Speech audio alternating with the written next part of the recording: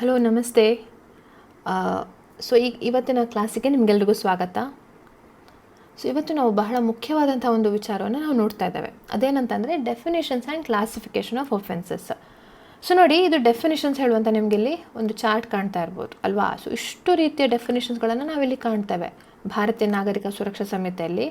So ಅದರಲ್ಲಿ ನಾವು ಇದರಲ್ಲಿ ನೋಡ್ತೇವೆ ಅಂತಂದರೆ ಹೊಸದಾಗಿ ಆ್ಯಡ್ ಮಾಡಿರುವಂಥ ಇದು ಯಾವುದಂತಂದರೆ, ಈಗ ಆಡಿಯೋ ವಿಡಿಯೋ ಎಲೆಕ್ಟ್ರಾನಿಕ್ ಮೀನ್ಸ್ ಇರ್ಬೋದು, ಬೇಲ್ ಇರ್ಬೋದು, ಅಥವಾ ಬೇಲ್ ಬಾಂಡ್ ಇರ್ಬೋದು, ಇದೆಲ್ಲವೂ ಕೂಡ ನ್ಯೂಲಿ ಆ್ಯಡೆಡ್ ಸೆಕ್ಷನ್ಸ್ಗಳು ಎಲ್ಲವೂ ಕೂಡ, ಆಯಿತಾ.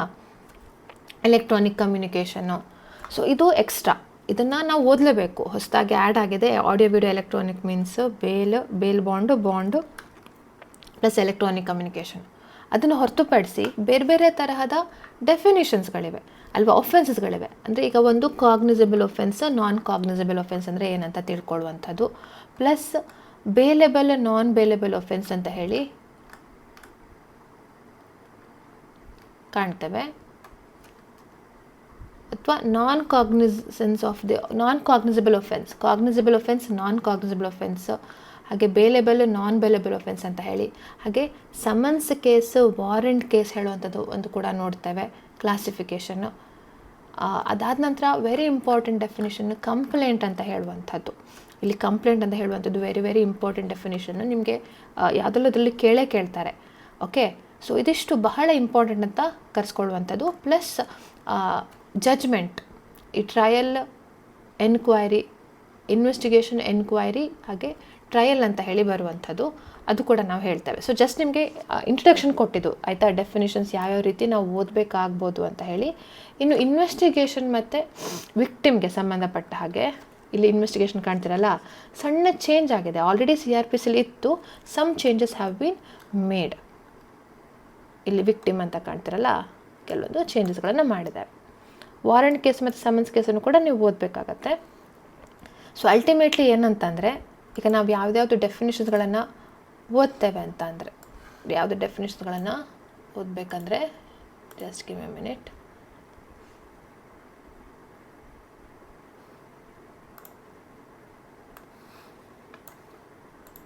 ಎಸ್, ಒಂದು ಕ್ಲಾಸಿಫಿಕೇಷನ್ ಆಫ್ ದಿ ಒಫೆನ್ಸನ್ನು ನೋಡೋಣ. Classification of the offences, bailable and non bailable offence ಅಂತ ಹೇಳುವಂಥದ್ದು. ಇನ್ನೊಂದು cognizance of the offence, cognizable offence ಮತ್ತು ನಾನ್ ಕಾಗ್ನಿಸಬಲ್ ಒಫೆನ್ಸ್ ಅಂತ ಹೇಳುವಂಥ ಒಂದು ವಿಚಾರ. ಇನ್ನೊಂದು summons case and warrant case. ಇದರ ಆಧಾರದ ಮೇಲೆ ಒಫೆನ್ಸಸ್ಗಳನ್ನು ಕ್ಲಾಸಿಫೈ ಮಾಡಿದ್ದಾರೆ, ಆಯಿತಾ. ಇದು ಒಂದಾದರೆ, ಇನ್ನು ವೆರಿ ಇಂಪಾರ್ಟೆಂಟ್ ಇದು ಕಂಪ್ಲೇಂಟ್ ಅಂತ ಹೇಳುವಂಥ ಡೆಫಿನೇಷನನ್ನು ನಾವು ಓದಬೇಕಾಗತ್ತೆ. ಅದ್ರ ಜೊತೆಗೆ ಇನ್ವೆಸ್ಟಿಗೇಷನ್, ಎನ್ಕ್ವೈರಿ, ಹಾಗೆ ಟ್ರಯಲ್ ಅಂತ ಹೇಳುವಂಥದ್ದು. ಟ್ರಯಲ್ನ ಡೆಫಿನೇಷನ್ ಕೊಟ್ಟಿಲ್ಲ. ಇನ್ವೆಸ್ಟಿಗೇಷನ್, ಎನ್ಕ್ವೈರಿ ಹೇಳುವಂಥದ್ರ ಬಗ್ಗೆ ನಾವು ನೋಡ್ಬೋದು. ಅದು ಒಟ್ಟೊಟ್ಟಿಗೆ ಬರುವಂಥದ್ದು.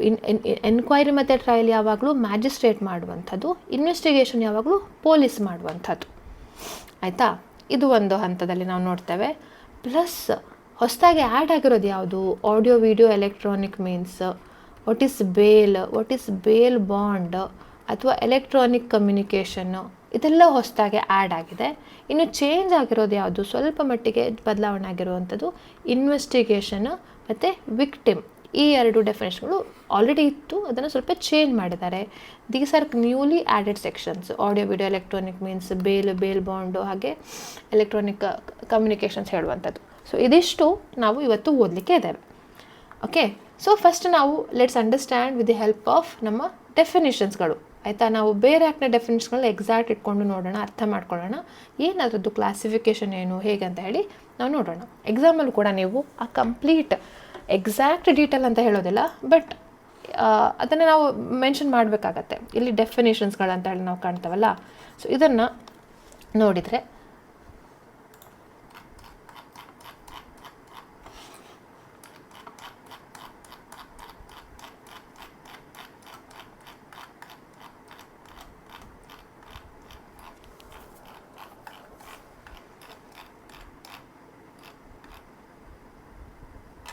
ಇದು ಕರೆಸ್ಪಾಂಡಿಂಗ್ ಸೆಕ್ಷನ್ ಟೇಬಲು. ಮುಂಚೆ ಸೆಕ್ಷನ್ 2 ಇತ್ತು, ಈಗಲೂ ಸೆಕ್ಷನ್ 2 ಅಂತಲೇ ಆಗಿದೆ CRPC ಅಂತ, ಇನ್ನೂ ಬದಲಾವಣೆ ಆಗಲಿಲ್ಲ.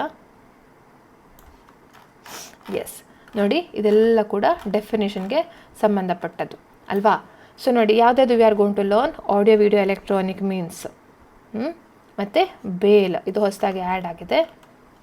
ಬೇಲೇಬಲ್ ಅಫೆನ್ಸ್ ಆಲ್ರೆಡಿ ಇತ್ತು, ಬೇಲ್ ಬಾಂಡ್ ಆಯಿತಾ. So first let's begin with the bailable offence. Bailable offence ಅಂದರೆ ಏನು, what do mean by bailable offence ಅಂತ ಹೇಳಿ ನೋಡುವಂಥದ್ದು. ಇಲ್ಲಿ ಎರಡು ಇದನ್ನು ಕೊಟ್ಟಿದ್ದಾರೆ, ಸೆಕ್ಷನ್ 2C ಆಯಿತಾ. ಫಸ್ಟ್ ಒಂದು section 2C, what does it say, what is bailable offence ಮತ್ತು what is non bailable offence ಅಂತ ಹೇಳಿ ಹೇಳ್ತಾರೆ. ಬೇಲೇಬಲ್ ಅಫೆನ್ಸ್ ಅಂದರೆ ಅಷ್ಟೇ, ಏನಂತಂದರೆ ಒಂದು ಫಸ್ಟ್ ಶೆಡ್ಯೂಲ್ ಅಂತ ಕೊಟ್ಟಿದ್ದಾರೆ. CRPC ಮತ್ತು BNSನ ಲಾಸ್ಟಲ್ಲಿ they have given a schedule, ಒಂದು ಶೆಡ್ಯೂಲ್ ಕೊಟ್ಟಿದ್ದಾರೆ. So whatever offence is classified as bailable, ಅದು ಬೇಲೇಬಲ್ ಅಫೆನ್ಸ್ ಆಯಿತಾ. ಕೇವಲ ಯಾವ ಅಫೆನ್ಸ್ ಇದು, ಯಾವುದ್ರ ಅಫೆನ್ಸು, BNSಗೆ ಸಂಬಂಧಪಟ್ಟ ಹಾಗೆ ಕೊಟ್ಟಿರುವಂಥ ಅಫೆನ್ಸ್ ಆ್ಯಕ್ಚುಲಿ ಒಂದು ಟೇಬಲು, ಅಥವಾ ಬೇರೆ ಯಾವುದಾದ್ರೂ ಕಾನೂನು ಪ್ರಕಾರ ಕೂಡ ಅದು ಬೇಲೇಬಲ್ ಅಂತ ಹೇಳಿದರೂ ಸಹ ಅದು ಬೇಲೇಬಲ್ ಅಫೆನ್ಸ್ ಆಗುತ್ತೆ ಅಂತ. ಸೊ ಇಲ್ಲಿ ನಾವು ನಿರ್ಧಾರ ಮಾಡುವಂಥದ್ದು ಏನೂ ಇಲ್ಲ. ಆಲ್ರೆಡಿ ಕಾನೂನು ಇದು ಬೇಲೇಬಲ್ ಅಂತ ಹೇಳಿದರೆ ಅದು ಬೇಲೇಬಲ್, ಕಾನೂನು ಇದು ಬೇಲೇಬಲ್ ಅಲ್ಲ ಅಂತ ಹೇಳಿದರೆ ಅದು ನಾನ್ ಬೇಲೇಬಲ್ ಆಗುತ್ತೆ ಆಯಿತಾ. ಬೇರೆ ಬೇಲೇಬಲ್ ಅಫೆನ್ಸನ್ನು ಹೊರತುಪಡಿಸಿ ಬೇರೆ ಎಲ್ಲವೂ ಕೂಡ ನಾನ್ ಬೇಲೇಬಲ್ ಅಫೆನ್ಸ್ ಆಗುತ್ತೆ ಅಂತ ಹೇಳಿ ನಾವಿಲ್ಲಿ ಕಾಣ್ತೇವೆ. ಸೊ ಅದಕ್ಕೆ ಬೆಸ್ಟ್ ಇದೇನಂತಂದರೆ ನಾವು ಲಾಸ್ಟ್ ಶೆಡ್ಯೂಲ್ ನೋಡಬೇಕು ಆಯಿತಾ. ಫಸ್ಟ್ ಶೆಡ್ಯೂಲ್ ಅಂತ ನಾವು ಕಾಣ್ತೇವಲ್ಲ ನೋಡಿ, ಇದೆಲ್ಲ ಶೆಡ್ಯೂಲೇ. ಇಲ್ಲಿಗೆ ನೀವು ಕಾಣ್ಬೋದು ಬೇಲೇಬಲ್ ನಾನ್ ಬೇಲೇಬಲ್ ಅಂತ ಹೇಳಿ. Wait, I show you with the first column. ನೋಡಿ, ಇದು first schedule, classification of the offence ಅಂತ ಹೇಳಿ ಮಾಡಿರ್ತಾರೆ. ಸೊ ಭಾರತೀಯ ನ್ಯಾಯ ಸಂಹಿತೆ ಪ್ರಕಾರ ಈಗ ಒಫೆನ್ಸ್ಗಳನ್ನು ಇದು ಸೆಕ್ಷನ್ ಕೊಟ್ಟಿದ್ದಾರೆ.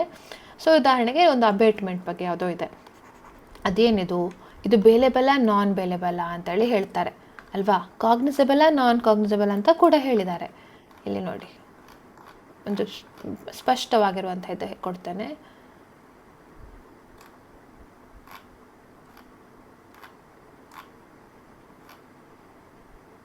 ಈಗ ಉದಾಹರಣೆಗೆ ರೇಪ್ ಅಫೆನ್ಸ್, ಇದೇನು ನಾನ್ ಬೇಲೇಬಲ್ ಅಂತ ಸ್ಪಷ್ಟವಾಗಿ ಕೊಟ್ಟಿದ್ದಾರೆ, ಅಥವಾ ಕಾಗ್ನಿಸಬಲ್ ಅಂತ ಹೇಳಿ ಕೊಟ್ಟಿದ್ದಾರೆ, ಅಥವಾ ಇನ್ನೂ ಬೇರೆ ಯಾವುದಾದ್ರೂ ನೋಡಿ ಇದು ಬೇಲೇಬಲ್ ಅಂತ ಕೊಟ್ಟಿದ್ದಾರೆ. ಸೊ ನಮಗೆ ಏನು ಡಿಸೈಡ್ ಮಾಡಲಿಕ್ಕಿಲ್ಲ, ಆಲ್ರೆಡಿ ಫಸ್ಟ್ ಶೆಡ್ಯೂಲಲ್ಲಿ ಏನು ಕೊಟ್ಟಿದ್ದಾರಲ್ಲ ಅದು ಬೇಲೇಬಲ್ ಒಫೆನ್ಸ್. ಫಸ್ಟ್ ಶೆಡ್ಯೂಲ್ ಯಾವುದ್ರದ್ದು, ಭಾರತೀಯ ನಾಗರಿಕ ಸುರಕ್ಷಾ ಸಂಹಿತೆಯ ಶೆಡ್ಯೂಲ್ನಲ್ಲಿ ಭಾರತೀಯ ನ್ಯಾಯ ಸಂಹಿತೆಯ ಒಫೆನ್ಸ್ಗಳ ಬಗ್ಗೆ ಕೊಟ್ಟಿದ್ದಾರೆ. ಸೊ ನಮಗೆ ಭಾರತೀಯ ನ್ಯಾಯ ಸಂಹಿತೆಯ ಶೆಡ್ಯೂಲಲ್ಲಿ ಕಾಣೋದಿಲ್ಲ ಇದು. ಭಾರತೀಯ ನಾಗರಿಕ ಸುರಕ್ಷಾ ಸಂಹಿತೆಯ ಶೆಡ್ಯೂಲಲ್ಲಿ ಭಾರತೀಯ ನ್ಯಾಯ ಸಂಹಿತೆಯ ಚಾರ್ಟ್ ಕೊಟ್ಟಿದ್ದಾರೆ, ಈ ಒಫೆನ್ಸಸ್ಗಳು ಈ ರೀತಿ ಬೇಲೇಬಲ್ ಅಂತ ಹೇಳಿ. ಸೊ ಹಾಗಿದ್ರೆ bailable, otherwise it is non bailable ಆಯಿತಾ. So any offence which is shown as bailable in the first schedule it is set to be bailable offence ಅಂತ ಹೇಳ್ಬೋದು ಆಯಿತಾ. ಸೊ ಒಂದು ಕ್ಲಾಸಿಫಿಕೇಷನ್ ಆಯಿತು, ಒಂದು ಬೇಲೇಬಲ್ ಅಫೆನ್ಸ್ ಅಥವಾ ಇದಂತ ಹೇಳಿ. ಇನ್ನು ಕಾಗ್ನಿಸಬಲ್ ಅಫೆನ್ಸ್ ನೋಡೋಣ. ಕಾಗ್ನಿಸಬಲ್ ಅಫೆನ್ಸ್ ಅಂದರೂ ಅಷ್ಟೇ, ಏನು ಹೇಳಿ, ಯಾವ ಕೇಸನ್ನು ಫಸ್ಟ್ ಶೆಡ್ಯೂಲ್ ಪ್ರಕಾರ ಕಾಗ್ನಿಸಬಲ್ ಅಂತ ಮಾಡಿರ್ತಾರೆ ಅದು ಕಾಗ್ನಿಸಬಲ್ ಆಯಿತಾ. ಅಥವಾ ಬೇರೆ ಕಾನೂನು ಅಡಿಯಲ್ಲಿ ಯಾರು ಅರೆಸ್ಟ್ ವಿತೌಟ್ ವಾರೆಂಟ್ ಇಲ್ಲದೆ ಅರೆಸ್ಟ್ ಮಾಡ್ಬೋದು, ಅದು ಕಾಗ್ನಿಸಬಲ್ ಅಫೆನ್ಸ್ ಆಗುತ್ತೆ ಅಂತ ಹೇಳ್ತಾರೆ. ಸೊ ಇಲ್ಲಿ ನಾವು ನೋಡಿರೋ ಪ್ರಕಾರ ನೋಡಿ, ಇಲ್ಲೂ ಕೂಡ ಅದು ಕಾಗ್ನಿಸಬಲ್ ಒಫೆನ್ಸ್ ಅಂತ ಹೇಳಿ ಹೇಳಿರ್ತಾರೆ. ಅಥವಾ ಕೆಲವೊಂದು ಕಡೆ ಕೊಟ್ಟಿಲ್ಲಪ್ಪ, ಯಾವುದೋ ಒಂದು ಇದ್ರ ಬಗ್ಗೆ ಕೊಟ್ಟಿಲ್ಲ, ಆವಾಗ ಏನು, ಯಾವ ಒಫೆನ್ಸಿಗೆ ವಾರೆಂಟ್ ಇಲ್ಲದೆ ಅರೆಸ್ಟ್ ಮಾಡ್ಬೋದು. ಯಾಕೆಂದರೆ ನಾರ್ಮಲಿ ವಾರೆಂಟ್ ಬೇಕು ಅರೆಸ್ಟ್ ಮಾಡಲಿಕ್ಕೆ, ವಾರೆಂಟ್ ಇಲ್ಲದೆ ಅರೆಸ್ಟ್ ಮಾಡ್ಬೋದು, ಅದಕ್ಕೆ it is set to be cognisable offence ಅಂತ ಹೇಳಿ ಕರೀತಾರೆ. Okay, very simple. Bailable offence ಅಂದರೆ ಯಾವುದು, ಫಸ್ಟ್ ಶೆಡ್ಯೂಲಲ್ಲಿ ಬೇಲೇಬಲ್ ಅಂತ ಮೆನ್ಷನ್ ಮಾಡಿದರೆ ಅದು ಬೇಲೇಬಲ್ ಒಫೆನ್ಸ್. ಕಾಗ್ನಿಸಬಲ್ ಒಫೆನ್ಸ್ ಅಂದರೆ ಏನು, ಯಾವುದು ಫಸ್ಟ್ ಶೆಡ್ಯೂಲಲ್ಲಿ ಕಾಗ್ನಿಸಬಲ್ ಒಫೆನ್ಸ್ ಅಂತ ಮಾಡಿದ್ದಾರೆ, ಯಾರು ಪೊಲೀಸ್ ಆಫೀಸರ್ ಆಯಿತಾ, ಇದು ಪೊಲೀಸ್ ಆಫೀಸರ್ಗೆ ಸಂಬಂಧಪಟ್ಟ ಹಾಗೆ. ಪೊಲೀಸ್ ಆಫೀಸರು ವಾರೆಂಟ್ ಇಲ್ಲದೆ ಅರೆಸ್ಟ್ ಮಾಡ್ತಾರೆ ಅಂದರೆ ಇದರಲ್ಲಿ ಎರಡು ವಿಚಾರಗಳು ಬರ್ತವೆ. ಕಾಗ್ನಿಸಬಲ್ ಅಫೆನ್ಸ್ ಅಂದರೆ ಫಸ್ಟ್ ಆಫ್ ಆಲ್ ಅದು ಫಸ್ಟ್ ಶೆಡ್ಯೂಲಲ್ಲಿ ಮೆನ್ಷನ್ ಮಾಡಿರ್ತಾರೆ, ಇದು ಕಾಗ್ನಿಸಬಲ್ ಅಂತ. ಸೊ ಅದು ಆಗಿರೋ ಕಾರಣಕ್ಕೆ ಏನಾಯಿತು, police officer can arrest without warrant ಇಲ್ಲದೆ ಒಬ್ಬರನ್ನ ಅರೆಸ್ಟ್ ಮಾಡ್ಬೋದು, ಅದ್ರದ್ದು ಕಾನ್ಸಿಕ್ವೆನ್ಸು ಹೀಗೆ ಬರುತ್ತೆ. ಬೇಲೇಬಲ್ ಅಫೆನ್ಸ್ ಹಾಗೆ, ಅದರಲ್ಲಿ ಬೇಲ್ ಮೇಲೆ ಬಿಡುಗಡೆ ಮಾಡ್ಬೋದು ಅಂತ ಹೇಳುವಂಥ ವಿಚಾರ. ನಾನ್ ಬೇಲೇಬಲ್ ಒಫೆನ್ಸಲ್ಲಿ ಬೇಲ್ ಮೇಲೆ ಬಿಡುಗಡೆ ಮಾಡಲೇಬಾರ್ದು ಅಂತ ಅಲ್ಲ, ಬಟ್ ಅದರಲ್ಲಿ ಸ್ವಲ್ಪ ಟೆಕ್ನಿಕಾಲಿಟೀಸ್ ಬರ್ತಾರೆ, ಸ್ವಲ್ಪ ಕಂಡೀಷನ್ಸ್ಗಳನ್ನು ಇಂಪೋಸ್ ಮಾಡ್ತಾರೆ ಆಯಿತಾ. ಸೊ ನಾವೇನು ನೋಡಿದ್ವಿ, ಬೇಲೇಬಲ್ ಒಫೆನ್ಸ್ ನೋಡಿದ್ವಿ, ಹಾಗೆ ಕಾಗ್ನಿಸಬಲ್ ಒಫೆನ್ಸ್ ಕೂಡ ನೋಡಿದ್ವಿ. ಇನ್ನು ಸಮನ್ಸ್ ಮತ್ತು ವಾರೆಂಟ್ ಕೇಸನ್ನು ನೋಡೋಣ. ನೋಡಿ, 2x ಹೇಳುತ್ತೆ, ಹಾಗೆ 2z ಆಯಿತಾ. ಸೆಕ್ಷನ್ 2x ಮತ್ತು ಸೆಕ್ಷನ್ 2z ಸಮನ್ಸ್ ಮತ್ತು ವಾರಂಟ್ ಕೇಸ್ ಬಗ್ಗೆ ಹೇಳುತ್ತೆ. ಫಸ್ಟ್ ನಾವು ವಾರಂಟ್ ಕೇಸ್ ನೋಡೋಣ ಆಯಿತಾ. ಯಾವ case a case relating to an offence punishable with death, life imprisonment or imprisonment for a term exceeding 2 years ಅದು ವಾರಂಟ್ ಕೇಸ್ ಆಗುತ್ತೆ ಅಂತ ಹೇಳ್ತಾರೆ. ಅಂದರೆ ವಾರಂಟ್ ಕೇಸ್ ಅಂದರೆ ಇಷ್ಟೇ, ಯಾವ ಒಫೆನ್ಸ್ ಡೆತ್ ಪನಿಷ್ಮೆಂಟ್ ಇದೆ ಅದು ವಾರಂಟ್ ಕೇಸ್ ಅಂತ ಹೇಳ್ಬೋದು. ಯಾವ ಒಫೆನ್ಸಿಗೆ ಲೈಫ್ ಇಂಪ್ರಿಸನ್ಮೆಂಟ್ ಇದೆ ಅದು ಡೆತ್ ಪನಿಷ್ಮೆಂಟ್ ಅಂತ ಹೇಳ್ಬೋದು, ಅದು ವಾರಂಟ್ ಕೇಸ್ ಅಂತ ಹೇಳ್ಬೋದು. ಅಥವಾ ಯಾವ ಒಫೆನ್ಸಿಗೆ 2 ವರ್ಷಕ್ಕಿಂತ ಜಾಸ್ತಿ ಪನಿಷ್ಮೆಂಟ್ ಇದೆ, ಅಂದರೆ 2 ವರ್ಷ, 3 ವರ್ಷ, 4 ವರ್ಷ, 5 ವರ್ಷ, 10 ವರ್ಷ, ಎಲ್ಲ 14 ವರ್ಷ ಎಲ್ಲ ಕೂಡ ಇದೇ ಕ್ಯಾಟಗರಿ ಬರುತ್ತೆ. 2 ವರ್ಷಕ್ಕಿಂತ ಜಾಸ್ತಿ ಇರುವಂಥದ್ದೆಲ್ಲದು ಕೂಡ ವಾರಂಟ್ ಕೇಸ್ ಆಗುತ್ತೆ ಆಯಿತಾ. ಇನ್ನು ಹಾಗೆ ಸಮನ್ಸ್ ಕೇಸ್ ಏನು? ಸಮನ್ಸ್ ಕೇಸ್ ಅಂದರೆ ಯಾವುದು ವಾರಂಟ್ ಕೇಸ್ ಅಲ್ವೋ, and not being a warrant case ಅಂತ ಹೇಳ್ತಾರೆ. ಯಾವುದು ವಾರಂಟ್ ಕೇಸ್ ಅಲ್ವೋ ಅದು ಸಮನ್ಸ್ ಕೇಸ್ ಆಯಿತಾ. ಸೊ ನಾವು 3 ಕ್ಲಾಸಿಫಿಕೇಷನನ್ನು ಅರ್ಥ ಮಾಡ್ಕೊಂಡ್ವಿ. ಈಗ ಏನಂತಂದರೆ ಸೆಕ್ಷನ್ ನಂಬರ್ ನೀವು ಆಮೇಲೆ ನೆನ್ಪಿಟ್ಕೊಳ್ಳಿ, ಏನು ತೊಂದರೆ ಇಲ್ಲ. ಫಸ್ಟು ಪ್ರಿನ್ಸಿಪಲನ್ನು ಅರ್ಥ ಮಾಡ್ಕೊಳ್ಳಿ.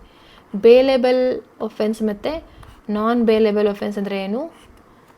ಯಾವುದು ಫಸ್ಟ್ ಶೆಡ್ಯೂಲ್, ಯಾವುದರಲ್ಲಿ BNSSನ ಫಸ್ಟ್ ಶೆಡ್ಯೂಲಲ್ಲಿ ಮೆನ್ಷನ್ ಮಾಡಿರ್ತಾರೆ ಏನಂತ, ವಿಚ್ ಈಸ್ ಬೇಲೇಬಲ್ ಅಂತ ಹೇಳಿ ಮೆನ್ಷನ್ ಮಾಡಿರ್ತಾರೆ, ಅದು ಬೇಲೇಬಲ್ ಒಫೆನ್ಸ್. ಸೊ ಯಾವುದು ಬೇಲೇಬಲ್ ಒಫೆನ್ಸ್ ಅಲ್ವೋ ಅದು ನಾನ್ ಬೇಲೇಬಲ್ ಒಫೆನ್ಸ್ ಆಗಿರುತ್ತೆ ಅಂತ ಹೇಳಿ ತಿಳ್ಕೊಳ್ಬೋದು. ಇನ್ನೊಂದು ಕ್ಲಾಸಿಫಿಕೇಷನ್ ಏನು, ಕಾಗ್ನಿಸಬಲ್ ಒಫೆನ್ಸ್ ಅಥವಾ ನಾನ್ ಕಾಗ್ನಿಸಬಲ್ ಒಫೆನ್ಸ್ ಅಂತ ಹೇಳುವಂಥದ್ದು. ಸೊ ಕಾಗ್ನಿಸಬಲ್ ಒಫೆನ್ಸ್ ಅಂದರೆ ಯಾವುದು ಫಸ್ಟ್ ಶೆಡ್ಯೂಲಲ್ಲಿ ಮೆನ್ಷನ್ ಮಾಡಿರ್ತಾರೆ BNSS ಪ್ರಕಾರ, ಪ್ಲಸ್ ಯಾವ ಒಫೆನ್ಸ್ಗಳಿಗೆ ಪೊಲೀಸ್ ಆಫೀಸರು ವಾರಂಟ್ ಇಲ್ಲದೆ ಅರೆಸ್ಟ್ ಮಾಡ್ಬೋದು. He can arrest without warrant, warrant ಇಲ್ಲದೆ ಅರೆಸ್ಟ್ ಮಾಡ್ಬೋದು. ಅವನಿಗೆ ಅದಕ್ಕೆ ಕಾಗ್ನಿಸಬಲ್ ಒಫೆನ್ಸ್ ಅಂತ ಹೇಳ್ತಾರೆ. ಕಾಗ್ನಿಸಬಲ್ ಒಫೆನ್ಸ್ನ ಹೊರತುಪಡಿಸಿ ಉಳಿದದೆಲ್ಲವೂ ಕೂಡ ನಾನ್ ಕಾಗ್ನಿಸಬಲ್ ಒಫೆನ್ಸ್ ಆಗುತ್ತೆ.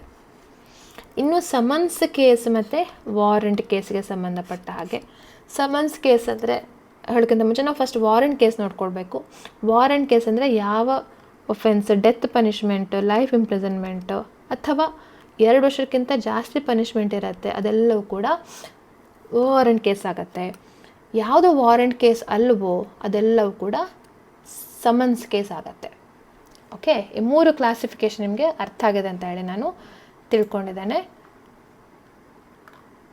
ಇನ್ನು ನಾವು ನೋಡುವಂಥದ್ದು ನಾನ್ ಕಾಗ್ನಿಸಬಲ್ ಒಫೆನ್ಸ್, ಅದು ಕೂಡ ಹಾಗೆ ನಾನ್ ಕಾಗ್ನಿಸಬಲ್ ಅಂತ ಹೇಳಿರ್ತಾರೆ. And police officer has no authority to arrest without warrant. Bailable ಮತ್ತು ನಾನ್ ಬೇಲೇಬಲ್ ಒಫೆನ್ಸ್ಗೆ ಒಂದೇ ಸೆಕ್ಷನ್ ಕೊಟ್ಟಿದ್ದಾರೆ, ಬಟ್ ಕಾಗ್ನಿಸಬಲ್ ಮತ್ತು ನಾನ್ ಕಾಗ್ನಿಸಬಲ್ ಒಫೆನ್ಸ್ಗೆ ಬೇರೆ ಬೇರೆ ಸೆಕ್ಷನ್ಗಳನ್ನು ಕೊಟ್ಟಿದ್ದಾರೆ ಅಷ್ಟೇ. ಇದು ಸೆಕ್ಷನ್ 2O, ಇದು ಸೆಕ್ಷನ್ 2G. ಸೆಕ್ಷನ್ 2G ಮತ್ತು 2O ಏನಿದೆ ಕಾಗ್ನಿಸಬಲ್ ಒಫೆನ್ಸ್ ಮತ್ತು ನಾನ್ ಕಾಗ್ನಿಸಬಲ್ ಒಫೆನ್ಸ್. ಬೇಲೇಬಲ್ ಒಫೆನ್ಸ್ಗೆ ಸೆಕ್ಷನ್ 2C ಅಲ್ಲೇ ಹೇಳ್ತಾರೆ, ಹಾಗೆ ನಾನ್ ಬೇಲೇಬಲ್ ಒಫೆನ್ಸ್ಗಳು ಸೆಕ್ಷನ್ 2C ಅಲ್ಲೇ. ಸಮನ್ಸ್ ಮತ್ತು ವಾರಂಟ್ ಕೇಸಲ್ಲಿ ಸೆಕ್ಷನ್ 2X ಮತ್ತು ಸೆಕ್ಷನ್ 2Z ಆಯಿತಾ. ಸೆಕ್ಷನ್ 2X ಮತ್ತು ಸೆಕ್ಷನ್ 2Z. ಸೊ 5 ಸೆಕ್ಷನ್ಗಳನ್ನು ಸಬ್ಸೆಕ್ಷನ್ಗಳನ್ನು ನಾವು ನೋಡಿದ್ವಿ. ಇನ್ನು ನಾವು ಹೊಸದಾಗಿ ಆ್ಯಡ್ ಆಗಿರೋಂಥ ಸೆಕ್ಷನ್ಗಳನ್ನು ನೋಡೋಣ. ಯಾವುದದು? ನಮ್ಮ ಆಡಿಯೋ ವಿಡಿಯೋ ಎಲೆಕ್ಟ್ರಾನಿಕ್ ಮೀನ್ಸ್ ಅಥವಾ ಬೇಲ್ ಬಾಂಡ್ ಈ 4 ಸೆಕ್ಷನ್ಗಳು ಹೊಸದಾಗಿ ಆ್ಯಡ್ ಆಗಿವೆ. So let's see what do they say ಅಂತ ಹೇಳಿ ನೋಡೋಣ. ನೋಡಿ, first audio video electronic means.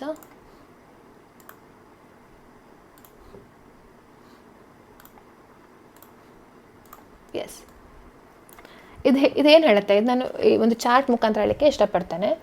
Audio video electronic means ಅಂದರೆ it includes use of communication device ಆಯಿತಾ. ಒಂದು ಕಮ್ಯುನಿಕೇಷನ್ ಡಿವೈಸನ್ನು ಯೂಸ್ ಮಾಡುವಂಥದ್ದು. ಯಾವ ಕಾರಣಗಳಿಗೆ, ಯಾವ ಪರ್ಪಸ್ಸಿಗೆ ನೀವು ಯೂಸ್ ಮಾಡ್ತೀರಿ? ಒಂದು ವಿಡಿಯೋ ಕಾನ್ಫರೆನ್ಸಿಂಗ್ ಆಯಿತಾ. It could be used for video conferencing, it could be used for recording of process of identification, it could be used for research ಆಯಿತಾ. ಒಂದು ವಿಡಿಯೋ ಕಾನ್ಫರೆನ್ಸ್, ದೂರ ಇರ್ತಾರೆ ಅಕ್ಯೂಸ್ಡ್ ಮತ್ತು ಕೋರ್ಟು, ಆ ಪರ್ಪಸ್ಸಿಗೆ ನೀವು ಆಡಿಯೋ ವಿಡಿಯೋ ಎಲೆಕ್ಟ್ರಾನಿಕ್ ಮೀನ್ಸನ್ನು ಉಪಯೋಗಿಸ್ಬೋದು. ಇನ್ನೊಂದು, ಒಬ್ಬ ವ್ಯಕ್ತಿಯನ್ನು ಐಡೆಂಟಿಫೈ ಮಾಡಲಿಕ್ಕೆ ಆಡಿಯೋ ವಿಡಿಯೋ ಎಲೆಕ್ಟ್ರಾನಿಕ್ ಮೀನ್ಸನ್ನು ಉಪಯೋಗಿಸ್ಬೋದು. ಸರ್ಚ್ ಆ್ಯಂಡ್ ಸೀಜರ್, ಎವಿಡೆನ್ಸನ್ನು ಸರ್ಚ್ ಮಾಡಿ ಸೀಸ್ ಮಾಡಲಿಕ್ಕೆ audio video electronic means. Plus electronic communication transmission ಮಾಡಲಿಕ್ಕೆ ಆಡಿಯೋ ವಿಡಿಯೋ ಎಲೆಕ್ಟ್ರಾನಿಕ್ ಮೀನ್ಸ್ ಉಪಯೋಗಿಸ್ಬೋದು. ಅಥವಾ for such other purposes and other means, state government rules ಮುಖಾಂತರ ಏನೇ provide ಮಾಡುತ್ತಲ್ಲ ಆ ಕಾರಣಗಳಿಗೆ ನೀವು ಯೂಸ್ ಮಾಡ್ಬೋದು ಅಂತ. So audio video electronic means ಅಂದರೆ ಎಷ್ಟೇ, ನೀವು ಇಲ್ಲಿ ಹೇಳಿರೋಂಥ ಪರ್ಪಸಸ್ಗಳಿಗೆ ಕಮ್ಯುನಿಕೇಷನ್ ಡಿವೈಸನ್ನು ಯೂಸ್ ಮಾಡಿದರೆ ಆವಾಗ ಅದು ಆಡಿಯೋ ವಿಡಿಯೋ ಎಲೆಕ್ಟ್ರಾನಿಕ್ ಮೀನ್ಸ್ ಮುಖಾಂತರ ಯೂಸ್ ಮಾಡಿದಂತ ಆಗುತ್ತೆ. ಆಯಿತಾ? A very simple one. ನಾವು ಇದನ್ನು ಇದರಲ್ಲಿ ಕೂಡ ನೋಡಿದರೆ ಇದು ಕೂಡ ಅದೇ ಹೇಳುತ್ತೆ ನೋಡಿ, ಸೇಮ್ ಅದೇ. It shall include use of any communication device. ಯಾವ ಪರ್ಪಸ್ಸಿಗೆ? ಫಾರ್ 5 ರೀತಿಯ ಪರ್ಪಸ್ ನಾವು ಬರ್ಕೊಂಡಿದ್ದಾವೆ. Video conferencing, identification process, search and seizure of evidence, transmission of electronic communication, ಮತ್ತು such other purposes government rules ಮುಖಾಂತರ ಪ್ರೊವೈಡ್ ಮಾಡಿರುವಂಥದ್ದು. ಆಯಿತಾ? So this is audio video electronic means. ಹಾಗೆ ನಾವು ಡೈರೆಕ್ಟ್ ಎಲೆಕ್ಟ್ರಾನಿಕ್ ಕಮ್ಯುನಿಕೇಷನ್ ಕೂಡ ನೋಡ್ಬಿಡೋಣ. ಅಲ್ಲೇ ನಮಗೆ ಸುಲಭ ಆಗುತ್ತೆ, ರಿಲೇಟಿವ್ ಅಲ್ವಾ, they are very related to each other ಅಂತ ಹೇಳಿ ಹೇಳ್ಬೋದು. ಇದು audio video electronic means. I hope ನಿಮ್ಗೆ ಅರ್ಥ ಆಯ್ತು ಅಂತ ಅಂದ್ಕೊಂಡಿದ್ದೇನೆ. ಇನ್ನು ಎಲೆಕ್ಟ್ರಾನಿಕ್ ಕಮ್ಯುನಿಕೇಷನ್. ಎಲೆಕ್ಟ್ರಾನಿಕ್ ಕಮ್ಯುನಿಕೇಷನ್ ಏನು? ಒಂದು ಕಮ್ಯುನಿಕೇಷನ್ ಅಲ್ವಾ, ಒಂದು ಕಮ್ಯುನಿಕೇಷನ್ ಮಾಡ್ತಿದ್ದಾರೆ. ಏನೇನು ಕಮ್ಯುನಿಕೇಷನ್ ಮಾಡ್ತಿದ್ದಾರೆ? ಅದು ರಿಟರ್ನ್ ಇರ್ಬೋದು, ವರ್ಬಲ್ ಇರ್ಬೋದು, ಪಿಕ್ಟೋರಿಯಲ್ ಇನ್ಫಾರ್ಮೇಷನ್ ಅಥವಾ ವಿಡಿಯೋ ಕಂಟೆಂಟ್. ಈಗ ಸಿಂಪಲ್, ನೀವು ನಿಮ್ಮ ವಾಟ್ಸಪ್ಪನ್ನೇ ನೆನ್ಪಿಟ್ಕೊಳ್ಳಿ. ವಾಟ್ಸಪ್ಪಲ್ಲಿ ಆಪ್ಷನ್ಸ್ ಇಲ್ವಾ? ನೀವು ಟೆಕ್ಸ್ಟ್ ಮಾಡ್ಬೋದು. ರಿಟರ್ನ್ ಅಂದರೆ ಟೆಕ್ಸ್ಟ್, ವರ್ಬಲ್ ಅಂದರೆ ಆಡಿಯೋ ಮೆಸೇಜ್ ಕಳಿಸ್ತೀರಿ, ಪಿಕ್ಟೋರಿಯಲ್ ಇನ್ಫಾರ್ಮೇಷನ್ ಅಂದರೆ ಫೋಟೋ ಕಳಿಸ್ತೀರಿ, ಅಥವಾ ವಿಡಿಯೋ ಕಂಟೆಂಟ್ ಅಂದರೆ ವಿಡಿಯೋನೇ ಕಳಿಸ್ತೀರಿ ಅಲ್ವಾ. ಅದು ಕಮ್ಯುನಿಕೇಷನ್ ಆಫ್ ದಿಸ್ ಡಿವೈಸ್. ಇದು ಕೂಡ ಬರುತ್ತೆ ಅಂತೇಳಿ ನಾವು ಹೇಳ್ಬೋದು. ಸೊ ಹೀಗಿರುವಾಗ we are communicating electronic device ಮುಖಾಂತರ ಮಾಡ್ತಿದ್ದೀರಿ. And transmitting also. ಕಮ್ಯುನಿಕೇಷನ್ ಇದನ್ನು ನೀವು ಒಬ್ಬರಿಗೆ ಕಳಿಸ್ಕೊಡ್ತಿದ್ದೀರಿ. ಹೇಗೆ? ಒಂದು ವ್ಯಕ್ತಿಯಿಂದ ಇನ್ನೊಂದು ವ್ಯಕ್ತಿಗೆ. ಆಯಿತಾ? ಒಂದು ವ್ಯಕ್ತಿಯಿಂದ ಇನ್ನೊಂದು ವ್ಯಕ್ತಿಗೆ ಇರ್ಬೋದು, ಅಥವಾ ಒಂದು ಡಿವೈಸಿಂದ ಇನ್ನೊಂದು ಡಿವೈಸಿಗೆ ಕಳಿಸ್ತಾ ಇರ್ಬೋದು, ಅಥವಾ ಒಬ್ಬ ವ್ಯಕ್ತಿಯಿಂದ ಇನ್ನೊಂದು ಡಿವೈಸಿಗೆ ಕಳಿಸ್ತಾ ಇರ್ಬೋದು, ಅಥವಾ ಒಂದು ಡಿವೈಸಿಂದ ಇನ್ನೊಂದು ವ್ಯಕ್ತಿಗೆ ಕಳಿಸ್ತಾ ಇರ್ಬೋದು. ಇದು ಒಟ್ಟು ಜನರಲ್ ಇದು ಹೇಳ್ತಿದ್ದಾರೆ. ಅಂದರೆ ಒಬ್ಬರಿಂದ ಇನ್ನೊಬ್ಬರಿಗೆ ಟ್ರಾನ್ಸ್ಮಿಟ್ ಆಗ್ತಾ ಇದೆ, ಟ್ರಾನ್ಸ್ಫರ್ ಆಗ್ತಾ ಇದೆ ಅಂತ ಹೇಳಿ. ಅದಕ್ಕೆ ಎಲೆಕ್ಟ್ರಾನಿಕ್ ಕಮ್ಯುನಿಕೇಷನ್. ಹೇಗೆ? By means of electronic device. ಸೊ ಎಲೆಕ್ಟ್ರಾನಿಕ್ ಡಿವೈಸ್ ಅಂದರೆ ಯಾವುದು? ಇಲ್ಲಿ ನೋಡಿ ಎಷ್ಟೋ ಎಕ್ಸಾಂಪಲ್ಸ್ಗಳನ್ನ ಕೊಟ್ಟಿದ್ದಾರೆ. ಆಯಿತಾ? Telephone, mobile phone, wireless telecommunication device, computer, audio video player, camera, other electronic device or electronic form. ಯಾಕೆಂದರೆ ಈಗ ಹೊಸ ಹೊಸ ವಿಧಾನಗಳು ಬರ್ತಾ ಇದೆ. ಆಯಿತಾ? ಸಿಂಪಲ್ ಇದೇನಂತಂದರೆ, ನೀವು ಒಂದು ಇನ್ಫಾರ್ಮೇಷನ್ನ ಕಮ್ಯುನಿಕೇಟ್ ಮಾಡ್ತಿದ್ದೀರಿ. ಆ ಇನ್ಫಾರ್ಮೇಷನ್ ಯಾವ ವಿಧಾನದಲ್ಲಿ ಬೇಕಾದರೂ ಇರ್ಬೋದು. ರಿಟರ್ನ್, ವರ್ಬಲ್, ಟೆಕ್ಸ್ಟ್, ಪಿಕ್ಚರ್, ಈ ವಿಚಾರದಲ್ಲಿ ಇರ್ಬೋದು. ಅದನ್ನು ನೀವು ಒಬ್ಬರಿಂದ ಒಬ್ಬರಿಗೆ, ಒಂದು ಡಿವೈಸಿಂದ ಇನ್ನೊಂದು ಡಿವೈಸಿಗೆ ಈ ರೀತಿ ಟ್ರಾನ್ಸ್ಮಿಟ್ ಮಾಡ್ತಾ ಇದ್ದೀರಿ. ಯಾವುದ್ರ ಮುಖಾಂತರ ಟ್ರಾನ್ಸ್ಮಿಟ್ ಮಾಡ್ತಿದ್ದೀರಿ ಅಂದರೆ ಒಂದು ಎಲೆಕ್ಟ್ರಾನಿಕ್ ಡಿವೈಸ್. ಅದರ ಎಕ್ಸಾಂಪಲ್ಸ್ ಏನು? ಫೋನು, ಎಲೆಕ್ಟ್ರಾನಿಕ್, ಇಲ್ಲಿ 8 ರೀತಿಯದು ಕೊಡ್ತಾರೆ ಬೇರೆ ಬೇರೆ. Telephone, mobile phone, wireless communication device, ಇದೆಲ್ಲ ಕೂಡ ಕೊಡ್ತಾರೆ. So this is set to be electronic communication. ಇದಕ್ಕೆ ಎಲೆಕ್ಟ್ರಾನಿಕ್ ಕಮ್ಯುನಿಕೇಷನ್ ಅಂತ ಹೇಳ್ತಾರೆ.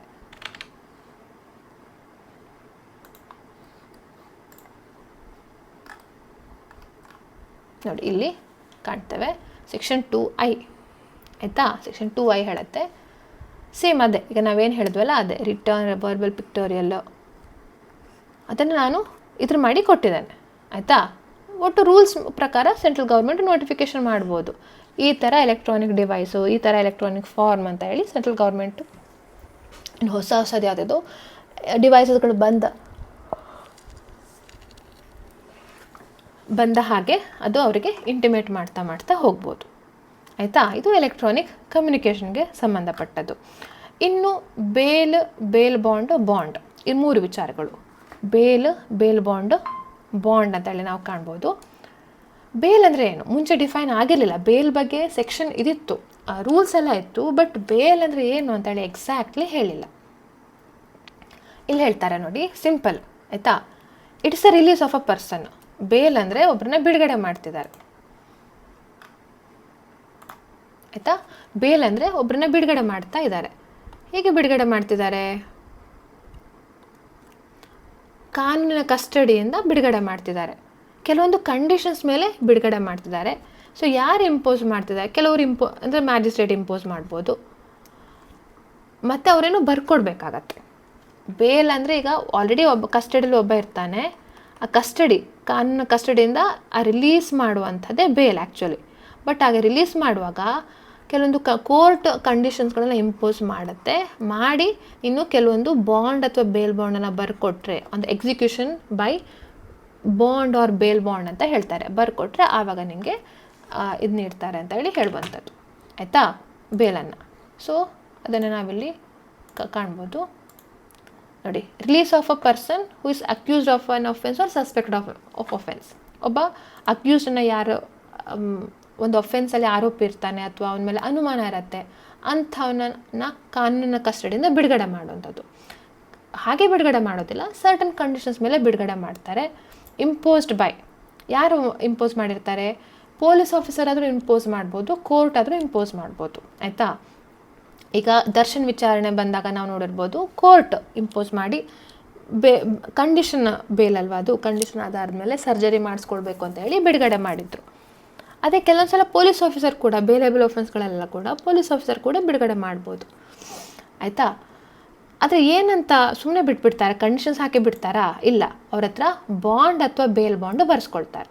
ಏನದು ಬಾಂಡ್ ಅಥವಾ ಬೇಲ್ ಬಾಂಡ್ ಅಂದರೆ? ಅದನ್ನು ನಾವು ನೋಡ್ತೇವೆ. ನೆಕ್ಸ್ಟು ಡೆಫಿನೇಷನ್ ಇದೆ. ಆಯಿತಾ, ಸೊ ಇದು ಸಿಂಪಲ್. ಬೇಲ್ ಅಂದರೆ it is a release of a person, ಅವನನ್ನು ಬಿಡುಗಡೆ ಮಾಡುವಂಥ release of a person who is accused or suspected of an offence. Release from the custody of the law, ಕಾನೂನಿಂದ ಇದರಿಂದ ಬಿಡುಗಡೆ ಮಾಡುವಂಥದ್ದು. ಕೆಲವೊಂದು ಕಂಡೀಷನ್ಸ್ಗಳನ್ನು ಇಂಪೋಸ್ ಮಾಡ್ತಿದ್ದಾರೆ by court or officer on execution by such person of a bond or bail bond. Bond ಅಥವಾ bail bond ಮಾಡಿಕೊಟ್ರೆ ಅವನನ್ನು ಬಿಡುಗಡೆ ಮಾಡ್ತಾರೆ ಅಂತ ಹೇಳುವಂಥದ್ದು. ಆಯಿತಾ, ಇದು ಒಂದು. ಹಾಗೆ what you mean by bail bond ಅಥವಾ ಬಾಂಡ್? ಒಂದು ಬಾಂಡ್ ಆದರೂ ಬರ್ಕೊಡ್ಬೋದು, ಇನ್ನು bail bond. So bail bond ಅಂದರೆ is taking undertaking plus surety ಇರ್ತಾರೆ. ಆಯಿತಾ, ಸಿಂಪಲ್. ಒಬ್ಬರು ಶ್ಯೂರಿಟಿನ ಕರ್ಕೊಂಡು ಬಂದು ಇವರು ನನಗೆ ಶ್ಯೂರಿಟಿ ನೀಡ್ತಾರೆ, ಆ ಕಾರಣಕ್ಕೆ ನನ್ನನ್ನು ಬಿಡುಗಡೆಗೊಳಿಸಿ ಅಂತ ಹೇಳ್ತಾರೆ. ಅದು ಬೇಲ್ ಬಾಂಡ್. ಬಾಂಡ್ ಅಂದರೆ ಪರ್ಸ್ನಲ್ ಬಾಂಡು ವಿತೌಟ್ ಶ್ಯೂರಿಟಿ ಇಲ್ಲದೆ ಬರೀ ನನ್ನ ಅಂಡರ್ಟೇಕಿಂಗ್ ಮೇಲೆ ನನ್ನನ್ನು ಬಿಡುಗಡೆ ಮಾಡುವಂಥದ್ದು ಬಾಂಡ್ ಅಷ್ಟೇ. Okay, very simple. ಬಾಂಡ್ ಅಂದರೆ ವಿತ್ ಶ್ಯೂರಿಟಿ, ಬಾಂಡ್ ಅಂದರೆ without surety. Of course we have to give the undertaking, ನಾನು ಅಂಡರ್ಟೇಕಿಂಗ್ ಕೊಡಬೇಕು, ಬಟ್ ವಿತ್ ಶ್ಯೂರಿಟಿ ಇರುತ್ತೆ, ಇದು ವಿತೌಟ್ ಶ್ಯೂರಿಟಿ. ಸೊ ಇದು ಸೆಕ್ಷನ್ 2D ಬರುತ್ತೆ, ಇದು ಸೆಕ್ಷನ್ 2E ಬರುತ್ತೆ. ಸೊ ಎಕ್ಸಾಕ್ಟ್ ಡೆಫಿನೇಷನ್ಸ್ ಪ್ರಕಾರ ನಾನು ನಿಮ್ಗೆ ಹೇಳ್ಕೊಡ್ತಾ ಇದ್ದೇನೆ. It's an undertaking and it is released without surety. Bond, bail bond ಅಂದರೆ it's an undertaking who is released with the surety. So bail ಅಂದರೆ ಬೇಲ್ ಮೇಲಾದರೂ ಬಿಡುಗಡೆ ಮಾಡ್ಬೋದು, ಬೇಲ್ ಬಾಂಡ್ ಮೇಲಾದರೂ ಬಿಡುಗಡೆ ಮಾಡ್ಬೋದು. ಅದು ಇಂಪೋಸ್ ಮಾಡುವಂಥವರು ಕೋರ್ಟ್ ಆಗಿರುತ್ತೆ ಅಥವಾ ಆಫೀಸರ್ ಆಗಿರ್ತಾರೆ. ಕೆಲವೊಂದು ಕಂಡೀಷನ್ಗಳನ್ನು ಹಾಕಿ, ಕಂಡೀಷನ್ಗಳು ಇರ್ತವೆ. ನೀವು ಪ್ರತಿ ವಾರ ಪೊಲೀಸ್ ಸ್ಟೇಷನ್ಗೆ ತಪ್ಪದೆ ಹಾಜರಾಗಬೇಕು, ನಾವು ಪಾಸ್ಪೋರ್ಟನ್ನು ಸರೆಂಡರ್ ಮಾಡಬೇಕು, ದೇಶ ಬಿಟ್ಟು ಹೋಗಬಾರ್ದು. ಸೊ ಈ ರೀತಿ ಕಂಡೀಷನ್ಗಳನ್ನೆಲ್ಲ ಇಂಪೋಸ್ ಮಾಡ್ತಾರೆ. ಸೊ ಅದಕ್ಕೆ ಬೇಲ್ ಅಥವಾ ಬೇಲ್ ಬಾಂಡ್ ಅಂತ ಹೇಳಿ ನಾವು ಕರೆಯುವಂಥದ್ದು. ಆಯಿತಾ, ಸೊ ಇದಿಷ್ಟು ನಾವು ನೋಡಿರುವಂಥದ್ದು ಯಾವುದು ಇಂಪಾರ್ಟೆಂಟ್ ನ್ಯೂ ಎಡಿಷನ್ಸ್, ಹೊಸದಾಗಿ ಆ್ಯಡ್ ಮಾಡಿರುವಂಥದ್ದು. ಇನ್ನು ಕಂಪ್ಲೇಂಟ್ ಬೇಡ, ಇನ್ವೆಸ್ಟಿಗೇಷನ್ ಮತ್ತು ವಿಕ್ಟಿಮ್ ಬಗ್ಗೆ ನಾನು ಹೇಳಲಿಕ್ಕೆ ಇಷ್ಟಪಡ್ತೇನೆ. ಏನು ಬದಲಾವಣೆ ಆಗಲಿಲ್ಲ, ಬಟ್ ಇನ್ವೆಸ್ಟಿಗೇಷನ್ ಒಂದು ಚೇಂಜ್ ಆಗಿದೆ. ಅದೇನಂತಂದರೆ, first of all investigation is something which is done by the police. ಆಯಿತಾ, ಪೊಲೀಸ್ ಮಾಡುವಂಥದ್ದು. For what purpose? For the collection of the evidence ಕಲೆಕ್ಷನ್ಗೋಸ್ಕರ ಇನ್ವೆಸ್ಟಿಗೇಷನ್ ಮಾಡುವಂಥದ್ದು ಯಾವಾಗಲೂ. ಆಯಿತಾ, for this purpose, very very important. Investigation ಯಾಕೆ ಮಾಡ್ತಾರೆ? It is done by the police for the collection of the evidence. So ಇದು ಒಂದು ಹೊಸದಾಗಿ ಆ್ಯಡ್ ಮಾಡಿದ್ದಾರೆ. ಈ ಪೋರ್ಷನ್ ಏನಿದೆಲ್ಲ ದಟ್ ಹ್ಯಾಸ್ ಬಿನ್ ಆ್ಯಡೆಡ್. ಇದೇನಂತಂದರೆ ಮುಂಚೆ ಇಷ್ಟಿತ್ತು, CRPC ಆಲ್ರೆಡಿ ಇಷ್ಟಿತ್ತು, ಇದು ಹೊಸದಾಗಿ ಆ್ಯಡ್ ಮಾಡಿದ್ದಾರೆ. ಈಗ ನೋಡಿ, ನಮ್ಮ BNSS ಅಲ್ಲಿ ಒಂದು ಇದು ಕೊಡ್ತಾರೆ.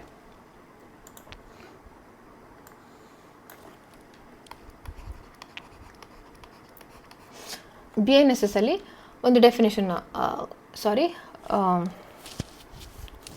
ಇನ್ವೆಸ್ಟಿಗೇಷನ್ ಈ ರೀತಿ ಮಾಡಬೇಕು ಹೇಳುವಂಥದ್ದು ಒಂದು ಪ್ರೊಸೀಜರ್ ಕೊಟ್ಟಿರ್ತಾರೆ.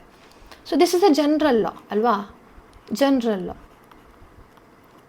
ಹಾಗೆ ಇನ್ನೊಂದು ಪ್ರಾವಿಷನ್ ಇದೆ, ಅದು ಯಾವುದಂತಂದರೆ ನಮ್ಮ ಇದು NDPS ಆ್ಯಕ್ಟ್ ಇರ್ಬೋದು ಅಥವಾ UAPA ಆ್ಯಕ್ಟ್ ಇರ್ಬೋದು, unlawful activities prevention act. Just an example.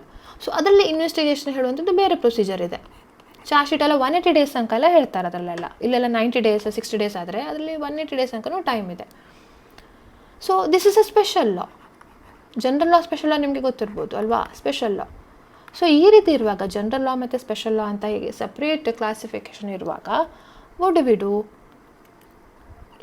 Very ಆಗುತ್ತೆ. ಈ ಪ್ರೊಸೀಜರ್ ಬೇರೆ, ಈ ಪ್ರೊಸೀಜರ್ ಬೇರೆ. ಆವಾಗ ಪೊಲೀಸ್ ಆಫೀಸರ್ ಯಾವುದ್ರ ಪ್ರಕಾರ ಇನ್ವೆಸ್ಟಿಗೇಷನ್ ಮಾಡಬೇಕಂದ್ರೆ he has to always do that in accordance with the special law. Special law ಪ್ರಕಾರ ಅವ್ರು ಇನ್ವೆಸ್ಟಿಗೇಷನ್ ಮಾಡಬೇಕಾಗತ್ತೆ, ಆಯಿತಾ. ಸೊ ಅದನ್ನು ಕ್ಲಾರಿಫೈ ಮಾಡಿದ್ದಾರೆ BNSS ಅಲ್ಲಿ. ಮುಂಚೆನೂ ಹಾಗೆ ಮಾಡ್ತಿದ್ರು, ಬಟ್ ಸ್ಪೆಸಿಫಿಕ್ ಪ್ರಾವಿಷನ್ ಇರಲಿಲ್ಲ. ಈಗ ಹೊಸದಾಗಿ ಅದನ್ನು ಆ್ಯಡ್ ಮಾಡಿದ್ದಾರೆ. ಓಕೆ, ಸೊ ಇದು ಒಂದು ನಾವಿಲ್ಲಿ ಕಾಣ್ತೇವೆ. ಇನ್ನು ವಿಕ್ಟಿಮ್ ಅಂತ ಹೇಳುವಂಥದ್ದು. ವಿಕ್ಟಿಮ್ ಹೇಳುವಂಥದ್ದು ನೋಡಿ ಸೆಕ್ಷನ್ 2 ಅಲ್ಲಿ ಬರುತ್ತೆ. Victim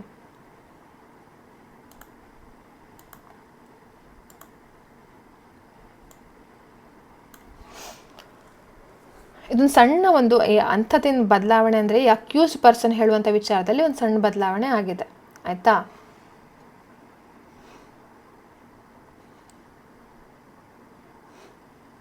but you understand the definition of victim. Victim ಅಂದರೆ ಏನಂತ ತಿಳ್ಕೊಳ್ಳಿ.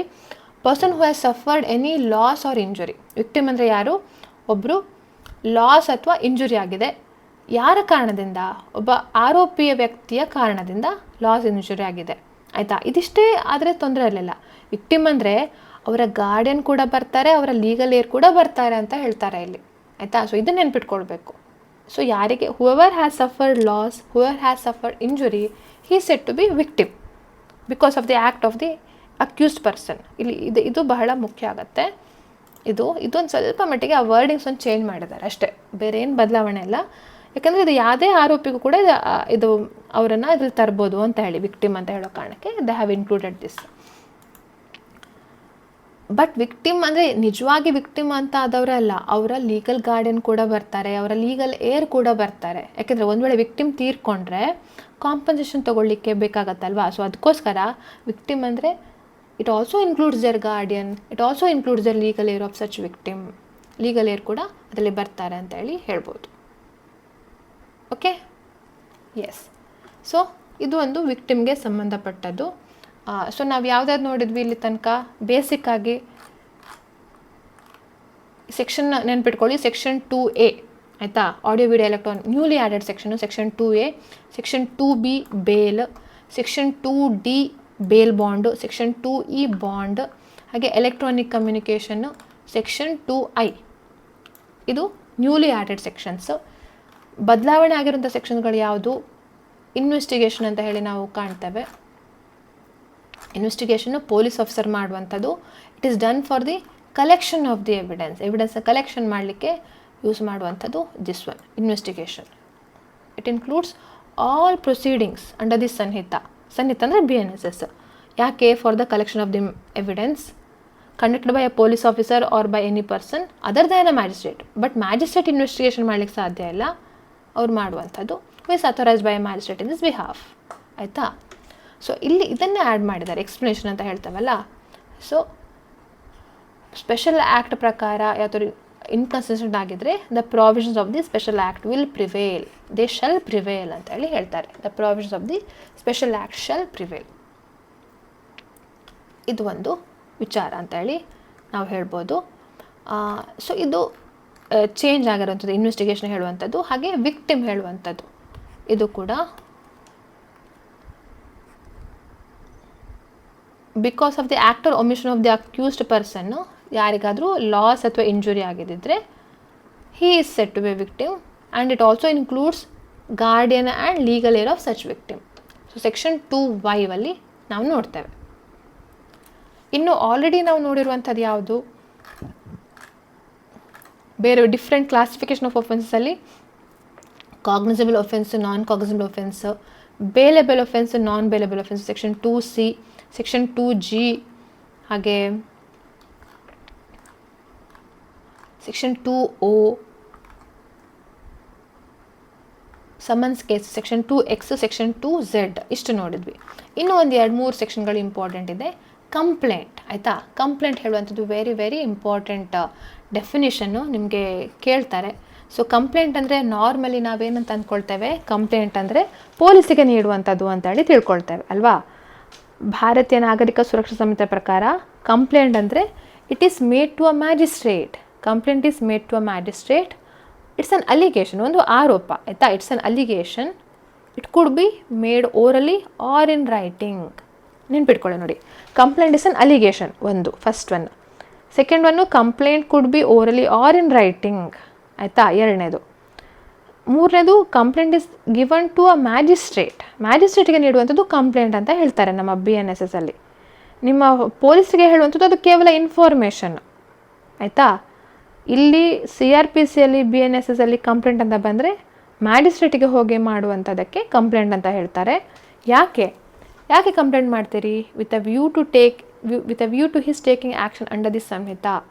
ಅವರು ಏನಾದರೂ ಆ್ಯಕ್ಷನ್ ತೊಗೊಳ್ಳಿ ಹೇಳುವಂಥ ಕಾರಣಕ್ಕೆ ಇಲ್ಲಿ ಮಾಡ್ತಾರೆ. ಏನಂತ, ದ್ಯಾಟ್ ಸಮ್ ಪರ್ಸನ್, ಏನಂತ ಕಂಪ್ಲೇಂಟ್ ಮಾಡ್ತಾರೆ, ಒಬ್ಬ ನೋನ್ ಅಥವಾ ಅನ್ನೋನ್ ಪರ್ಸನ್. ನೋಡಿ, ಗೊತ್ತಿರೋ ವ್ಯಕ್ತಿನೇ ಅಪರಾಧ ಮಾಡಿರಬೇಕು ಅಂತ ಕಂಪ್ಲೇಂಟ್ ಕೊಡಬೇಕಂತ ಇಲ್ಲ. ಗೊತ್ತಿರೋ ವ್ಯಕ್ತಿ ಅಥವಾ ಗೊತ್ತಿಲ್ಲದೆ ಇರುವಂಥ ವ್ಯಕ್ತಿ ಅವರು ನೀಡಿರುವಂತಹ ಒಫೆನ್ಸನ್ನು, ಅವ್ರು ಮಾಡಿರುವಂಥ ಒಫೆನ್ಸ್ ಆಗಿದೆ ಅಂತ ಹೇಳಿ ಕಂಪ್ಲೇಂಟ್ ಮಾಡ್ಬೋದು ಆಯಿತಾ. ಗೊತ್ತಿಲ್ಲದಿರೋಂಥ ವ್ಯಕ್ತಿ ಮಾಡಿದಾನೆ ಅಂತ ಸಹ ಕಂಪ್ಲೇಂಟ್ ಮಾಡ್ಬೋದು ಮ್ಯಾಜಿಸ್ಟ್ರೇಟಿಗೆ. ಏನಂತ, ಅವನು ಅಪರಾಧ ಮಾಡಿದಾನೆ ಅಂತ ಹೇಳುವಂಥದ್ದು. But it does not include a police report. Very ಸ್ಪಷ್ಟವಾಗಿ ಹೇಳಿದ್ದಾರೆ. ಪೊಲೀಸರು ಚಾರ್ಜ್ ಶೀಟ್ ಸಬ್ಮಿಟ್ ಮಾಡ್ತಾರೆ. ಪೊಲೀಸ್ ರಿಪೋರ್ಟ್ ಅಂದರೆ ಚಾರ್ಜ್ ಶೀಟ್ ಆಯಿತಾ. ಸೊ ಪೊಲೀಸರು ಕೂಡ ಮ್ಯಾಜಿಸ್ಟ್ರೇಟಿಗೆ ಹೋಗಿ ಸಬ್ಮಿಟ್ ಮಾಡ್ತಾರೆ, ಈ ರೀತಿ ಒಫೆನ್ಸ್ ಆಗಿದೆ ಅಂತ ಹೇಳ್ತಾರೆ. ಅದಕ್ಕೆ ಸ್ಪಷ್ಟವಾಗಿ ಹೇಳ್ತಾರೆ, ಪೊಲೀಸ್ ರಿಪೋರ್ಟ್ ಅಂದರೆ ಕಂಪ್ಲೇಂಟ್ ಅಲ್ಲ. ನೀವು ಹೋಗಿ ಪೊಲೀಸ್ ಕೊಡೋದು ಕಂಪ್ಲೇಂಟ್ ಅಲ್ಲ, ಪೊಲೀಸರು ಮ್ಯಾಜಿಸ್ಟ್ರೇಟಿಗೆ ನೀಡುವಂಥದ್ದು ಕಂಪ್ಲೇಂಟ್ ಅಲ್ಲ. ವೆರಿ ಸ್ಪಷ್ಟವಾಗಿ ಹೇಳ್ತಾರೆ ಆಯಿತಾ. ನೀವೇನೇನು ಬರೀಬೇಕಾಗಿದ್ರೆ, complaint is an allegation. It is made orally or in writing. It is made to a magistrate with a view to taking his action. It is made that some person, unknown or known person, has committed an offence. Complaint does not include police report ಅಂತ ಇಷ್ಟು ಬರೆದ್ರೆ ಆಯಿತು. Plus ಇನ್ನೊಂದು explanation ಕೂಡ ಇದೆ ನೋಡಿ. ಏನಾಗತ್ತೆ ಅಂತಂದರೆ, cognisable offence, non cognisable offence ಅಂತ ಇದೆ ಅಲ್ವಾ. ನಾವು ಡಿಸ್ಕಷನ್ ಮಾಡಿದ್ವಿ. ಕಾಗ್ನಿಸಬಲ್ ಒಫೆನ್ಸ್ ಹಾಗೆ ನಾನ್ ಕಾಗ್ನಿಸಬಲ್ ಒಫೆನ್ಸ್ ಅಂತ ಇದೆ. ಕಾಗ್ನಿಸಬಲ್ ಒಫೆನ್ಸಲ್ಲಿ ಏನು ಮಾಡ್ಬೋದು, police officer arrest without warrant ಮಾಡ್ಬೋದು. ನಾನ್ ಕಾಗ್ನಿಸಬಲ್ ಒಫೆನ್ಸಲ್ಲಿ ವಿತೌಟ್ ವಾರೆಂಟ್ ಇಲ್ಲದೆ ಅರೆಸ್ಟ್ ಮಾಡಲಿಕ್ಕೆ ಆಗೋದಿಲ್ಲ. ಹಾಗೆ ಕಾಗ್ನಿಸಬಲ್ ಒಫೆನ್ಸಲ್ಲಿ he can also start investigation ಕೂಡ ವಾರೆಂಟ್ ಇಲ್ಲದೆ, ಪರ್ಮಿಷನ್ ಇಲ್ಲದೆ ಇನ್ವೆಸ್ಟಿಗೇಷನ್ ಸ್ಟಾರ್ಟ್ ಮಾಡಿಬಿಡ್ಬೋದು. ಬಟ್ ನಾನ್ ಕಾಗ್ನಿಸಬಲ್ ಒಫೆನ್ಸಲ್ಲಿ ಇನ್ವೆಸ್ಟಿಗೇಷನ್ನ ಸ್ಟಾರ್ಟ್ ಮಾಡಲಿಕ್ಕೆ ಸಾಧ್ಯ ಇಲ್ಲ. ಓಕೆ, ಸೊ ಹೀಗಿರುವಾಗ ಒಂದು ವೇಳೆ ಪೊಲೀಸ್ ಆಫೀಸರು ರಿಪೋರ್ಟ್ ಹಾಕ್ತಿದ್ದಾರೆ, ಪೊಲೀಸ್ ಆಫೀಸರು ಅವರೇನೋ ಇನ್ವೆಸ್ಟಿಗೇಷನ್ ಮಾಡಿದ್ದಾರೆ ಯಾವುದೋ ಕೇಸಲ್ಲಿ, ಅವರು ಮ್ಯಾಜಿಸ್ಟ್ರೇಟ್ಗೆ ರಿಪೋರ್ಟ್ ಹಾಕ್ತಿದ್ದಾರೆ, ಚಾರ್ಜ್ ಶೀಟ್ ಸಬ್ಮಿಟ್ ಮಾಡ್ತಿದ್ದಾರೆ. ಏನಂತ, ಈ ರೀತಿ ಒಫೆನ್ಸ್ ಆಗಿದೆ ಅಂತ ಹೇಳ್ತಾರೆ. ಅವ್ರು ಹೇಳ್ತಾರೆ, ಒಂದು ಮಿಸ್ಟೇಕ್ ಆಗಿದೆ, ನಾನು ಇನ್ವೆಸ್ಟಿಗೇಷನ್ ಸ್ಟಾರ್ಟ್ ಮಾಡಿಬಿಟ್ಟಿದ್ದೇನೆ, ಕಾಗ್ನಿಸಬಲ್ ಒಫೆನ್ಸ್ ಅಂತ ತಿಳ್ಕೊಂಡು ಸ್ಟಾರ್ಟ್ ಮಾಡಿದ್ದೇನೆ, but it happen to be non cognisable offence. ಅದು ಆಮೇಲೆ ಗೊತ್ತಾಯಿತು ಅದು ನಾನ್ ಕಾಗ್ನಿಸಬಲ್ ಒಫೆನ್ಸ್ ಅಂತ ಗೊತ್ತಾಯಿತು ಆಯಿತಾ. ಸೊ ಅದಕ್ಕೋಸ್ಕರ ಈಗ ಏನು ಮಾಡಬೇಕು, ಪೊಲೀಸ್ ರಿಪೋರ್ಟ್ ಹಾಕ್ತಿದ್ದಾನೆ ಅಂತೇಳಿ ಹೇಳ್ತಾರೆ. ಈಗ ನಾರ್ಮಲಿ ಪೊಲೀಸ್ ರಿಪೋರ್ಟ್ ಅಂದರೆ ಕಂಪ್ಲೇಂಟ್ ಅಲ್ವಾ. ಆದರೆ ಯಾವ ಪೊಲೀಸ್ ರಿಪೋರ್ಟಲ್ಲಿ ಪೊಲೀಸ್ ಆಫೀಸರು ಹೇಳ್ತಾರೆ, ನಾನು ಇನ್ವೆಸ್ಟಿಗೇಷನ್ ಸ್ಟಾರ್ಟ್ ಮಾಡಿದ ನಂತರ ನಾನ್ ಕಾಗ್ನಿಸಬಲ್ ಒಫೆನ್ಸ್ ಅಂತ ಗೊತ್ತಾಯಿತು, it ಡಿಸ್ಕ್ಲೋಸಸ್ the non cognisable offence ಅಂತ ಗೊತ್ತಾಯಿತು, ಅಂಥ ಪೊಲೀಸ್ ರಿಪೋರ್ಟನ್ನು ಕಂಪ್ಲೇಂಟ್ ಅಂತ ಪರಿಗಣನೆ ಮಾಡ್ಬೋದು ಅಂತ ಹೇಳ್ತಾರೆ. ಯಾಕೆಂದರೆ ಅದಕ್ಕೆ ಪಾಪ ಆಧಾರ ಇಲ್ಲ ಅಲ್ವಾ.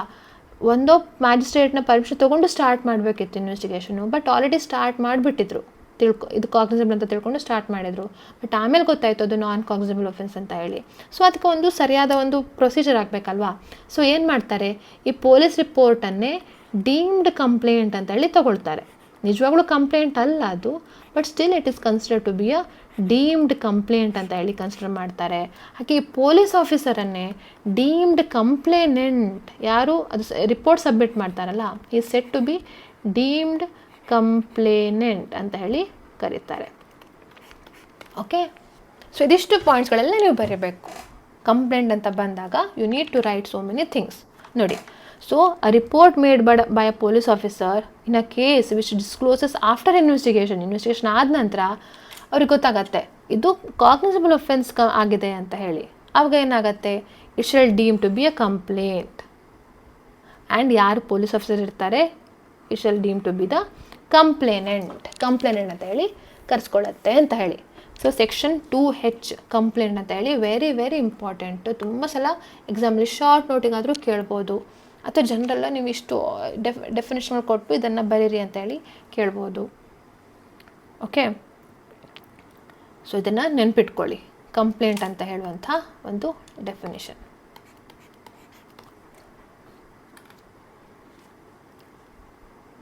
ಹಾಗೆ ಇನ್ನೊಂದು ಎನ್ಕ್ವೈರಿ ಹೇಳುವಂಥದ್ದು ನಾನು ಹೇಳಿಬಿಡ್ತೇನೆ, ಯಾಕೆಂದರೆ ಇನ್ವೆಸ್ಟಿಗೇಷನ್, ಎನ್ಕ್ವೈರಿ, ಟ್ರಯಲ್ ಅಂತ ಹೇಳುವಂಥದ್ದು. ಸೊ ಎನ್ಕ್ವೈರಿ ಹೇಳುವಂಥದ್ದು it is always conducted by the magistrate or the court, it's not done by the police. ಆಯಿತಾ? ಟ್ರಯಲ್ ಕೂಡ ಮ್ಯಾಜಿಸ್ಟ್ರೇಟ್ ಅಥವಾ ಕೋರ್ಟೇ ಮಾಡುತ್ತೆ. ಬಟ್ ಎನ್ಕ್ವೈರಿ ಅಂದರೆ ಏನು, it is a trial other than it's an enquiry which is other than ಟ್ರಯಲ್ನ ಹೊರತುಪಡಿಸಿ ಬೇರೆದೇನಿದೆ ಅಲ್ಲ, ಅದು ಎನ್ಕ್ವೈರಿ ಅಂತ ಹೇಳಿ ನಾವು ನೋಡ್ಬೋದು. Enquiry means every enquiry which is other than a trial conducted under the Samhita by a magistrate or court. So investigation, enquiry ಮತ್ತು ಟ್ರಯಲ್ ಅಂತ ಬಂದಾಗ, ಇನ್ವೆಸ್ಟಿಗೇಷನ್ ಅಂದರೆ police officer for the collection of the evidence ಮಾಡುವಂಥದ್ದು. Enquiry ಅಂದರೆ it is other than a trial but it's done by the magistrate.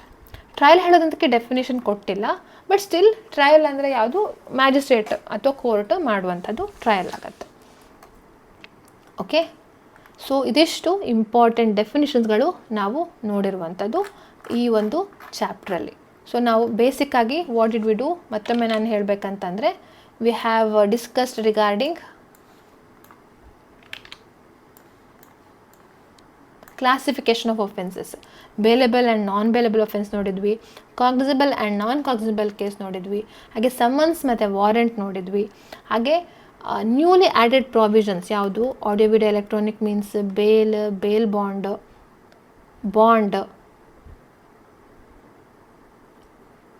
Plus ಇದು electronic communication, ಇದನ್ನು ನಾವು ನೋಡಿದ್ವಿ. ಇನ್ನು ಸ್ವಲ್ಪ ಆಲ್ಟರ್ ಮಾಡಿರೋ ಸೆಕ್ಷನ್ಸ್ಗಳು ಇನ್ವೆಸ್ಟಿಗೇಷನ್ ಮತ್ತು ವಿಕ್ಟಿಮ್ ಹೇಳುವಂಥದ್ದು, ಅದ್ರ ಜೊತೆಗೆ ಕಂಪ್ಲೇಂಟ್ ಹೇಳುವಂಥ ವೆರಿ ಇಂಪಾರ್ಟೆಂಟ್ ಡೆಫಿನೇಷನ್ ಕೂಡ ನೋಡಿದ್ವಿ, plus enquiry, investigation, enquiry, trial ಹೇಳುವಂಥದ್ದು ಡಿಫ್ರೆನ್ಸನ್ನು ಕೂಡ ನೋಡಿದ್ವಿ. Okay, so this was all about definitions, important definitions in Bharatiya Nagarik Suraksha Sanhita and also the classification of the offences. Okay, thank you.